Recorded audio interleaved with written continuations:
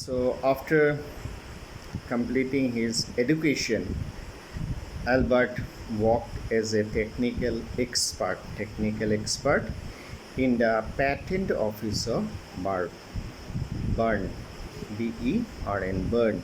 So patent means they are authorized or licensed by the government to do the particular work or use that symbol. So it is called patent. They are patent of doing some things like that. So there he worked, and secretly he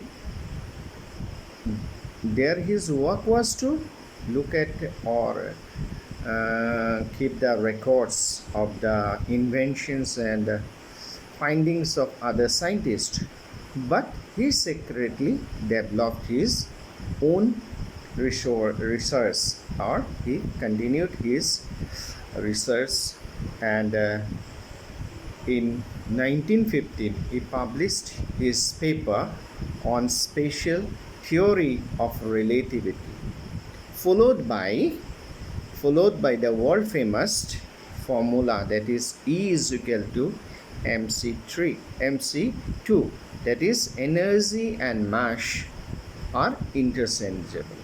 Okay, so in 1915 he published his paper on general theory of relativity, which gave him an absolutely new definition, or this theory gave a new definition to the concept of gravity. So gravity's concept was now changed. Whatever was there earlier, it was changed because he was proved right, and this theory made him a famous figure in 1919. During the solar eclipse, his theory came out to be accurate and revolutionized physics. In 1833, he immigrated, that is, went away to USA, because in Germany the Nazis under Hitler were becoming more powerful and they have taken over Germany. So he did not like the Nazis, and so he went away to America. There he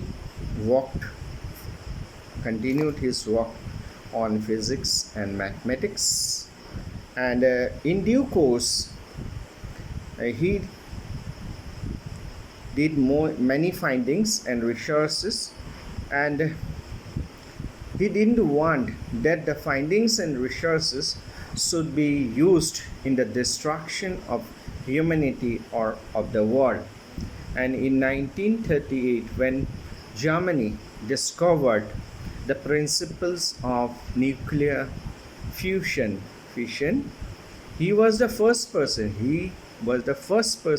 among all the scientists or anyone in the world to write to the American president about the dangers of atomic bomb.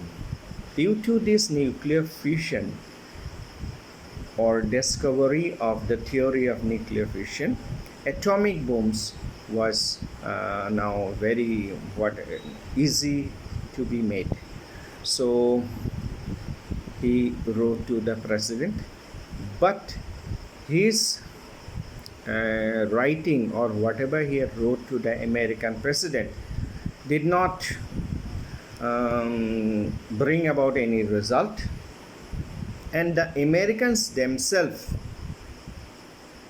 began to do research on it, and they began to develop the atomic bomb themselves and used it in the Second World War against Japan, and they dropped 2 atomic bombs in the 2 cities of Japan, that is Hiroshima and Nagasaki. So he was very upset with it, and so he thought that I will write to the UN, because UN was the organization, world organization, and you can say what a kind of world government. They take care of the whole world. That is, the different governments had to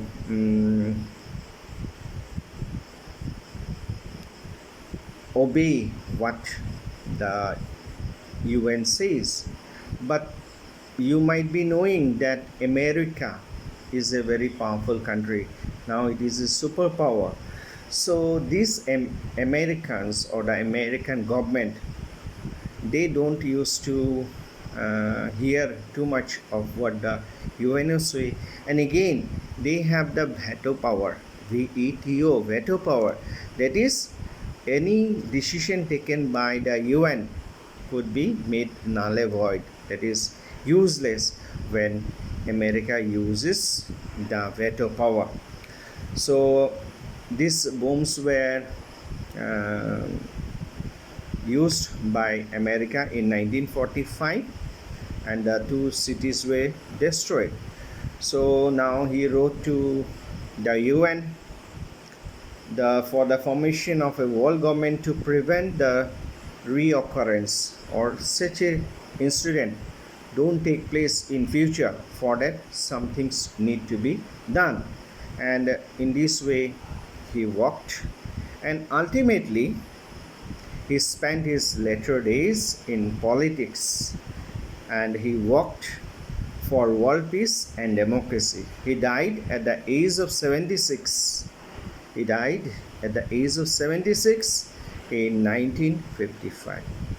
That's all. You read the chapter once, and I hope the chapter will be clear. Thank you.